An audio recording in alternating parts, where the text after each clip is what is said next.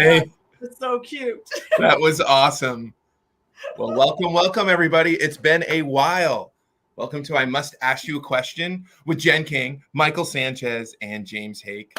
We are live, respectively, in New York, or Queens, New York, and just outside of Houston. What was where are you again? What's the name of the town, city? A fun little town called Oak Ridge North. Oak Ridge North and Fort Myers, Florida. Here for me. But man, it's been a while. I missed you at we both missed you. I don't know, Michael, did you see Jen at New York? No, I didn't see Jen at New York, right? I kept on doing drive-bys at the booth, and there were people there, very friendly, lovely people, but nobody I knew at all. We got a bit catfished at New York Comic Con. We were supposed to have a place called the Scout House. We did, but it was supposed to be a block and a half away from the convention center. So it would have been a home away from home, so to speak. Yeah. But the day we get there, after we like parked and everything, the guy sent me the address and it was 12 blocks away. And of course, you can't change just before the con. There's like nothing to do, like nowhere to go. So we didn't go as much. I was kind of myself and Richard and Michael, we were running the Scout House while a lot of the rest of the other team were running the booth. And it got pretty insane because we had Marty Cove come out, who, for those you don't know, Marty Cove is Sensei Kreese. There's a book coming out, I'm not sure when, but called Prodigal Son. Clay Adams and Don Hanfield co-wrote that, but he came out and he signed at the booth, which was pretty wild, extremely wild. From what rumor has it, it wrapped around 3 times, which was absolutely just chaotic. And of course, for those you don't know, I'm sure you know by now, but our headquarters where I'm at is in Fort Myers, Florida, and our main printer is in Cape Coral, Florida, which is closer to the river than where we're at right now. And luckily, we had a little flooding and some damage, but nothing like our printer, who had over a foot of water. They lost multiple printing presses. Luckily, they're the digital ones, the smaller digital ones, and not their giant offset printing presses. But I couldn't even get out of here. I had to drive up because the airport in Fort Myers wasn't open. I think one of my flights on the way back from New York was one of the first flights that actually flew in from Newark. It was pretty wild. But myself and one of the owners of the printer, Rich Boy, to gather up our New York Comic Cons, we were going through the dark with my phone, like as a flashlight, trying to gather up as many of the exclusives that we had so we could actually have them for New York. It was definitely a pretty insane month here.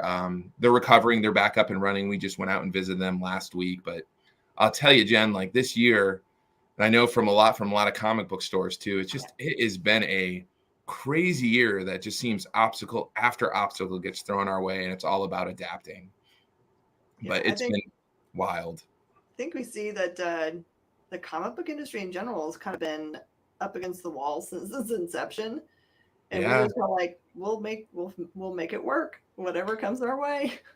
How have you felt so far this year? I mean, has your sales gone up? Have you seen a trend in the whole industry kind of having that cycle going downward?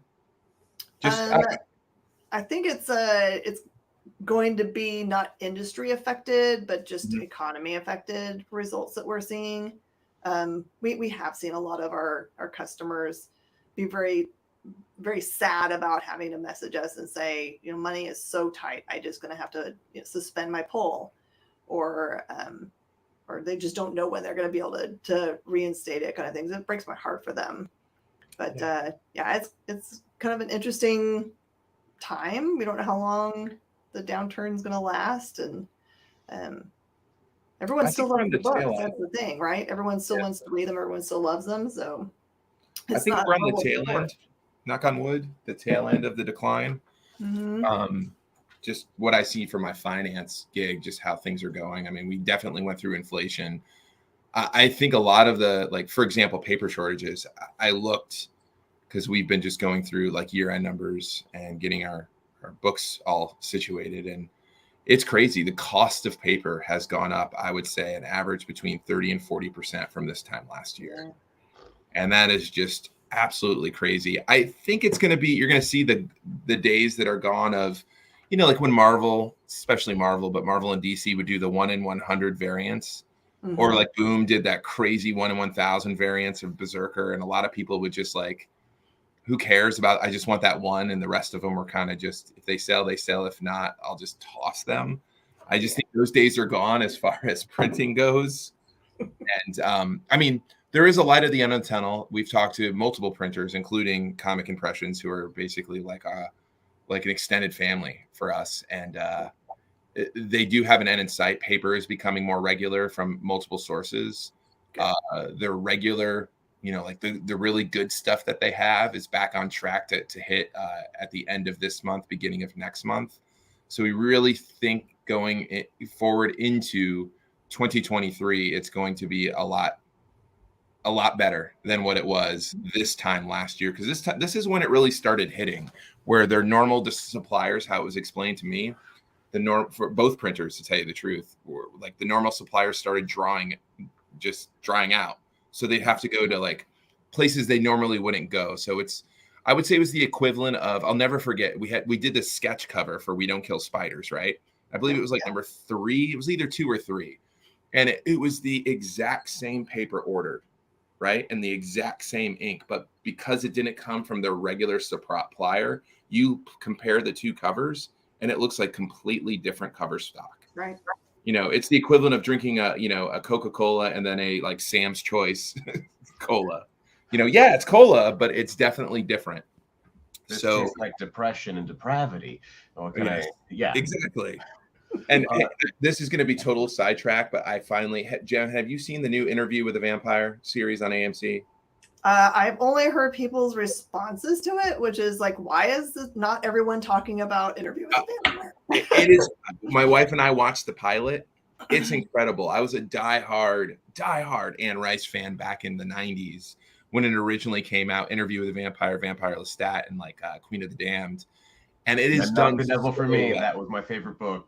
Which was? Memnoch the Devil, book 5. Oh, Memnoch. Was that the 4th one? I believe that was the 4th one. 4 is Tale of the Body Thief. Yes, that's right. And then Memnoch the Devil was the 5th. Yeah. So you realize, Michael, your new nickname, we always come up with nicknames because I play a lot of softball, and you put the nicknames on the back of your jersey. So your new nickname is Louis because you look like the actor who plays Louis, Michael. I'll take it. Yes. I'll take it. Also gay. Vampire name. Yes. So your softball jersey, your Louis, what is it? Du La Ponk? I think it's Du Ponk. It's so good, for the ladies and gentlemen, if you haven't read it. And I know like great comic stores like Jen have this old innovation series that were painted covers of Interview with a Vampire, Vampire Lestat, and Queen of the Damned. I think they had a Tale of the Body Thief too, but it wasn't with innovation. I wonder if those prices have started to spike, because it used to be very, very reasonable. You could get them for a song. Oh, I have all of them because I've loved them. And whenever I would see the Vampire Lestat #1, I'd always pick it up. You have those comics that you always pick up. And actually, I'm pretty much revealing my question early. What are some of those, Jen, those comics that if you see it, you have to grab? Mine's Vampire Lestat, Shadowhawk #1, the silver foil. I have no idea, but I love that cover. Just so much nostalgia. Superman 75 black bag. Like, if I see it, I got to have it. And this one's somewhat embarrassing. Youngblood #1. Like, I just love that one. You're gonna be a millionaire someday when they drop that on the screen. You know what I mean? Yeah, you're right. That's everything comes full circle. So, what's a list of yours? And then, Michael, you better start thinking. I mean, for me, I can tell you right out the ones. Anything by John and Vasquez, Squee, Johnny the Homicide Maniac. Like, I'm a huge Invader Zim fan. Like, that man's strange, weird, dark mind is where I would like to vacation. Nice. Yeah. You would love Mr. Easter, man. That's our version of Johnny the Homicide Maniac. Yes. It's about the 3rd greatest hitman in all of the galaxy. I have to check it out. Jen did a variant cover on it. Your cover came out gorgeous. I saw the picture you posted, Jen. Oh, it's so clean. Oh, it's so made good for remarking. And if you knew what we had to do to get those, I was there with Rich to get that because it was on a pallet, and we had to climb through like water, and it didn't get damaged because where it was, the pallet, it was like halfway up to the pallet, and it didn't get damaged, but the water below it was soaked. It was crazy. So okay, what are your books? I don't have very many that I like will always buy, but there is one, Jay Lee's Hell Shock #1. I don't know what is wrong with me, but I will buy it over and over and over again. That's perfect. I remember when that came out. That was such a cool book too. There was like what is it? The 35th anniversary of the Superman 75 just came out too. I think they came out with some kind of variant that I need to get my hands on. That is the black. It looks like the black bag version. Do you know what I'm talking about, Jen? Like I do, but I don't know if it's dropped yet or not. Was it a New York Comic Con? FOC. Maybe I'm mistaken. Was it a New York Comic Con variant? Oh, maybe. Yeah, I think maybe that's what it was. Are you from your new studio right now? I just moved a couple feet from where I normally do live shows. Right over there. Part. I made this part because it looks kind of cool. It is. I like it. It's very cool. Yeah. It's at we've got actually I had a gentleman that came in just before the show that came in to buy a sweet gift for his wife, and then he was like, "Do you have a broadcast studio in your store?" And I was like, "Yeah." He was like, "Do you rent it out?" It's like, "I'm a voice actor." I was like, "We haven't, but I can't see a reason why not." Yeah, nice. Found money, right? Although he did say, maybe I'll use it when it rains at the house. It's so loud there. I was like, "Oh, we can't help you with that because we have a tin roof." Oh, it's real loud. I'll tell you what, those tin roofs, though, based on driving home from here, those seems to be the roofs that actually survived the hurricane. So really, yeah, metal and tin roofs. The rest of them, just you should see it. It's still decimated. We have the next day I did yard work because we have these giant oak trees, and you should see the piles of branches and leaves that like I stacked up on my house. Not just me, like all my entire neighborhood, and it's still there. So what was the hurricane, the 28th? So it's been there over a month because it just there's so much debris. They have these gigantic trucks, and there's only so much. But yeah, sorry to go off on a tangent, but tin roofs, that it might sound funny, but at least it'll keep you dry and keep you alive. And you guys are in the hurricane zone too. Yeah, for Harvey, for all of them, it makes a lot of trash. But for Harvey especially, there was piles outside of neighborhoods for almost a year because they just didn't have anywhere to put all that stuff. There was so much ruined. Yeah, it's so crazy down here, and it's going to be a while. Like the beaches, they're not going to open probably until next summer. So you can't go on the beaches. They have bacteria because they don't know what's going on there. Sanibel, it's pretty amazing. I guess they built a bridge. The Army Corps of Engineers built like a floating bridge so people and construction workers can get out there, which is absolutely crazy. But the whole bridge, like at multiple parts, fell down. It's just thinking of the G.I. Joe one where it like it's kind of like that. That's what I thought. Yep. And they're like these sections of bridge. It's pretty cool. What they did, again, modern marvels for sure. Hey, James, I have a quick question for you. Sure. So you were mentioning earlier about basically it's been a tough couple years, let's be real, for the comic book industry. And I guess this is also a question for you, Jen, because you're also in the thick of this. If you could point out, and I know the comic book industry is not necessarily known for innovation. We've been doing it the long and slow way for a long time. What innovations would you hope to see with all of the hardships that we've gone through? I mean, there's paper shortages, I mean, piracy, all this stuff. I tend to think whenever you see super large hardships like that, diamonds in the rough tend to bubble up. What do you think are the trends that should be happening? Not necessarily that are happening, but what should people actually be doing? It's an interesting question because I've always been a big proponent for working together in your community to make things more desirable and definitely not making it so everything's uncomfortable for your like people think their competition is like we need to talk bad about them and never work together. And then it makes everyone uncomfortable to shop at all of them because they don't, like, how do I pick favorites then? Yeah. But for our area, we've been working together for a long time. We've got we've got a direct message stream that if anyone gets broken into or someone gets something stolen, we talk to each other. It's kind of like a mental health support system. But also we've started to do other crazy stuff together. Like there's another local comic shop, Bedrock City, who I've really looked up to their owner, Rich Evans, for a long time. But he started to put up. He's working with local breweries and doing pop-up conventions, but not just making it about them. They're inviting all the local businesses, comic book stores and toy stores, to come set up at this thing. And it was so cool. This last time he was like, they sincerely, it was a free event to go set up for. So he's helping everybody because he knows everybody's like looking for extra ways to meet customers. Yeah. It's just like a selfless thing to me. I mean, I know it benefits them because they're going to start a convention, like an actual convention in this area, because there hasn't been like a good focused comic convention in a while. And that's what they're aiming for.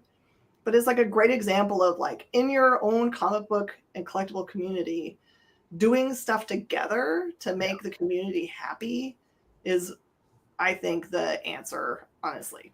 Yeah, because I would say just because I'm definitely in this realm, but I still have the eye of the outsider, generally speaking, because I don't leave my house. But the one thing I noticed about a lot of comic book stores and individual companies, it feels so siloed. It feels as if, each one is their own island. And once you attach yourself to one, how dare you move on to one or the other? There's barely a sense of community here in New York that I've seen. And I've been to a few comic book shops and they're like, oh, I don't know anything about those folks. And it's just like, okay. And it's always a very oppressive attitude. So I definitely agree with you. A sense of community, a sense of like a network that actually works together as opposed to, flipping the bird to everybody. I'm not going to actually do it, though I really want to, And But yeah, Kyle also mentions another thing that we've been doing. We did the first real concerted effort as the experience at Baltimore, where we did an artist alley scavenger hunt. That was literally all anyone had to do to be part of the scavenger hunt, was to just be like, as a creator, just like provide something as an incentive to come to the booth, like, sticker or something. And then if people went and visited each of the artist alley people that were signed up to do it, then they were eligible for a grand prize that we provided. And Kyle was in charge of that, and Don Wynn was kind of leading the charge. And it was a lot of fun. And by everyone that participated, they said it felt awesome to do something together like that benefited everybody. And it was a lot of fun for the people that participated. So we just have to be like, it doesn't have to cost a lot of money to make collecting fun again. It just takes, some fun thought processes. Being creative. I agree. Those are both great ideas. And you had me start thinking we had this great brewery in Fort Myers. At least I think it's still there. I haven't been down there. Gosh, it's closer to the river. It's in downtown, but it's Fort Myers Brewing Company. And it's awesome. And when the weather, it's still really hot here. It's like in the 90s still. I don't know what the weather is there, Jen. I know yours is gorgeous. Look at Michael's face. You could be like, right what? now, I'm in 56-degree weather right now. Wow. What about you? What's your weather at like, Jen? Today I think it's like 70s. It's for us really nice. Yeah, it's 89.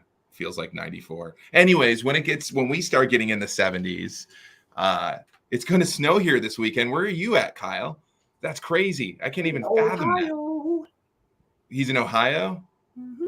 Wow. That's just wild to think. But when it gets nicer, all right, I wasn't going to be the guy who came on and talked during the show, but I am less than a mile from Lake Erie, so we will get snow before other people because of the lake. Yeah, that snow effect. I've heard about that. Yeah, it won't stick. Like, it'll be 80 next weekend, I'm sure, but this weekend it's going to snow.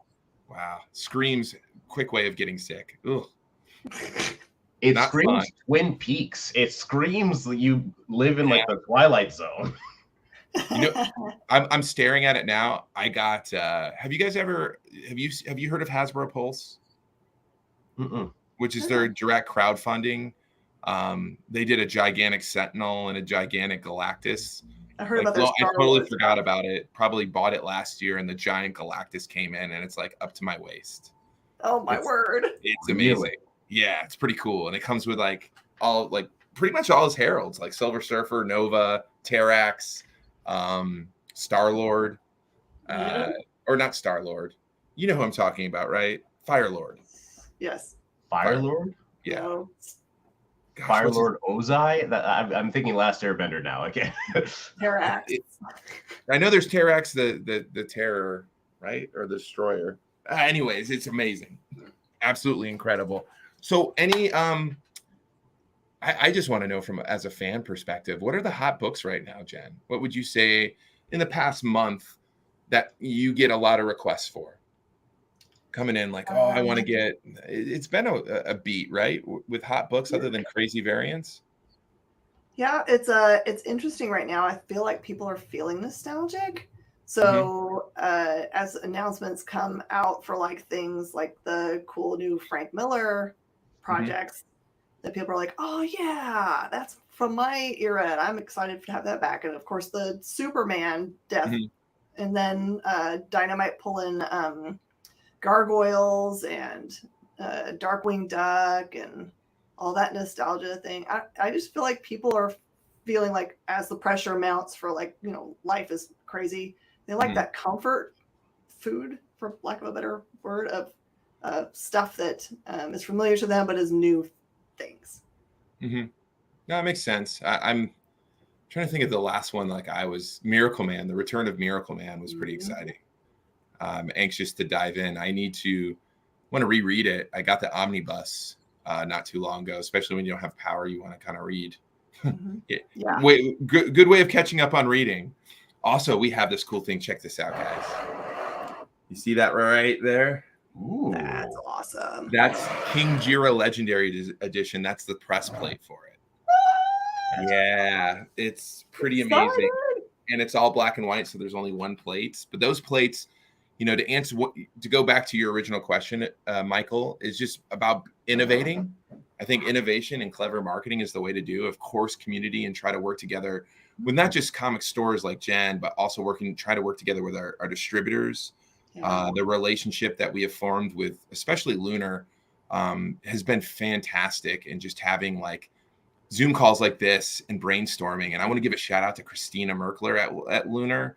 Yeah, we were just talking with, the press works that I've told on the show many times, where it's this unique piece from the comic. It's like the tool that built the house, so to speak, the house being the comic. And you get 4 colors: black, magenta, cyan or blue, and yellow.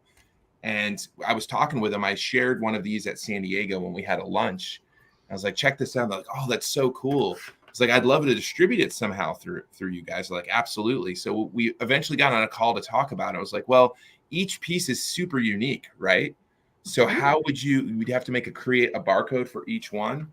She's like, well, why don't you just get a opaque envelope that's sealed and put one barcode and kind of design the envelope where it's like a prize pack, like you don't know what you're getting, like bless you, like a Pokemon thing. So that's what we're doing.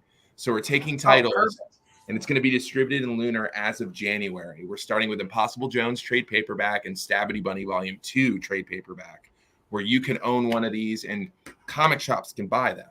So the MSRP on it's going to be $49.99 each, and then there truly are one-of-one collectibles. So, I mean, this was someone else's trash. Like, they were just recycling this and giving it away. And sports cards have been doing this for years, about saving the printer plates and selling them as collectible items.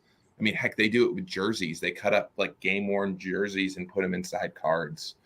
So that's one thing I'm really excited about, because I do think it's unique and it's something you can frame or hang on your wall or throw in your lawn box. So that's just coming up with clever ideas and making, like Jen said, collecting fun again, Yeah. You know what would be cool? And I'm just going to drop this down as a free idea for you guys. You need to start a Discord or a group that's a social group that people that are collecting those can join and trade. Ooh, that's a great idea. Thank you. Good idea. Free, right? You don't claim this anymore. This is ours. It's all yours. No, well. Yeah, we should do that. I hold no. We should call it Pressworks. So we're going to call it the Pressworks. I mean, we've developed right now that we sell them on our website and we sell them on our Whatnot channels. And there is a group of people that are obsessed over them. And we think once the word gets out, and part of having the ability, you should see what it looks like. I'll share it with you. What Marcus and Richard designed, this envelope. It looks so cool. It looks like I mean, it's the size of a comic, but it just has it. It shows like 4 example plates, one of each cover, and it'll say like a Turnus, and then it'll have the corner box that'll say what number it is, and it says it at the bottom with the barcode. It's very cool. And again, that whole FOMO, like opening up packs, right? Like, I don't know if any of you have ever got stuck in like one of those YouTube videos where you're watching an unboxing and then you just cannot stop. I remember I was watching a basketball card one. I was like, I don't even like basketball, but I want to know what this guy gets. You know, I do like basketball, but I'm not like in tune with the NBA. And they had like this crazy like box that were like, they were like actual jewels that were in the cards, like rubies. Like you could get like a ruby studded card, and they call them like, What? yeah, and these holograms, they call them dragon scales. And I'm like, I don't know. It was like it was hypnotized. But some of the most popular YouTube channels are the ones where it's technically kids opening up toys for the first time, because millions upon millions of other kids are saying, I need the endorphin hit early. Because, you know, as a 5-year-old, they don't have it anymore because, you know, jaded and blah, blah, blah. But, you know, I'm wondering, I'm just like, okay, we have the Whatnot channel where we unveil these things, but is there a market, or is there something on YouTube that we could do that's something similar that just drives up hype? Like, I want to, when I open up a comic book, the first thing I want to feel is death metal coursing through my veins. I want to feel hype as hell reading through it, or just opening up a book like, ooh. And my roommate knows this about me. Whenever I have something that I like, I usually tend to tap my feet, and I usually tend to just like, as you do a little dance. Yeah, of course, I have to do a little dance. And awesome. When I first got my comic, Patty and Laz, and I opened it up for the first time, I was like, oh. You were crying? I didn't cry anymore after the accident, but still, it was after the accident. Just that reminds me, Michael, like how incredible it is as a creator to actually hold your very first comic. Oh, incredible. It's the most amazing feeling. And I mean, it's great with the new series too, doing I've done multiple series now, so it's still great, but that very first one is just so incredible. And Jen, have you been working on that story at all? I don't know. I didn't get any feedback after I sent the first one, so I thought you were like, no, I swear to you, I sent feedback. I'm gonna after this, I'm literally gonna research this to make sure. No, it's a great. My feelings hurt. I was just like, okay, I guess I'm not any good. No, that's just a miscommunication. Like, I think you should. Like, I want to help you do that. That's gonna be. Okay. I'll get after it again. Then. Let's. I want you to experience what Michael and I have experienced sometime next year. Fair enough. Yes, okay. That works. Even if it's an ash can, let's do an ash can. Michael, just like I told you 2 years ago about the ash can. Yeah. It took a little bit. We had to, find Reek, who's the artist. Yeah. And they are amazing, like unbelievable. I mean, but 6 pages. That's all we have to do, Jen. 6 pages. Okay. I'm familiar with making a 0 issue tease. Yes, the 0 issue. Bring back the 0. Forget ash can. Let's call it 0. Well, this has been so fun to actually do. It looks like we're about out of time. We're at the 30-minute mark. Yes, it's been great to catch up. I also owe you an email. You wanted to grab some of our New York's Comic-Con exclusives? Heck to the yeah. So I'll send you a list via email, and then you just let me know what you want. We'll send you an invoice. We got some really, really cool ones this year, and I'm gonna throw in some goodies for you too. Let's just say, I'll give you a hint: lenticular. Yeah. Yes, we did a couple lenticular covers and a couple metal covers. Ooh. Like this didn't make it to New York Comic-Con. We just got this in.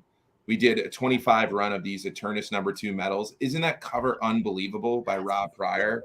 Pretty. I don't know why I'm like shifting my head as if I'm seeing it from different angles. It's just the one screen in front of me.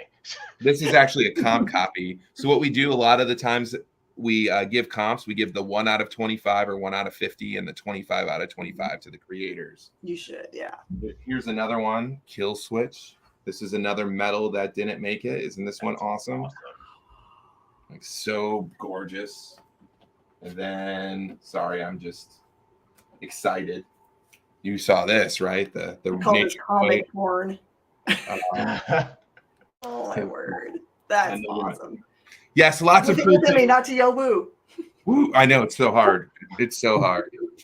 I did a show with him at the Whatnot stage at New York Comic Con, and like they broadcasted it kind of all over the area, and it was like Rick, myself, and our partner Kelly, who's his assistant, and their like main Jay Stash, who's like their main VJ guy. And man, it was so much fun. But you should have heard the woos constantly at that, like everybody. And Rick would occasionally, like, it would settle down. They're like, woo. And then all of a sudden he would stand up and go. And then, of course, it was a lot of fun. It was a lot of fun. But thank you guys so much. This is, again, we're going to try to get back on schedule now that life is getting back to somewhat normal. But this has been another episode of I Must Ask You a Question with Jen King, Michael Sanchez, and James Hake. And we will see you guys next week. Same time, same bat channel. So we'll talk to you guys soon. Are you drinking Diet Coke, Michael? My 2 liters over there. I just had a cup of coffee and I'm chasing it with a Red Bull, but I'm good. Oh, wow. He's going to go do some laps. All right, everybody, have a great rest of your afternoon.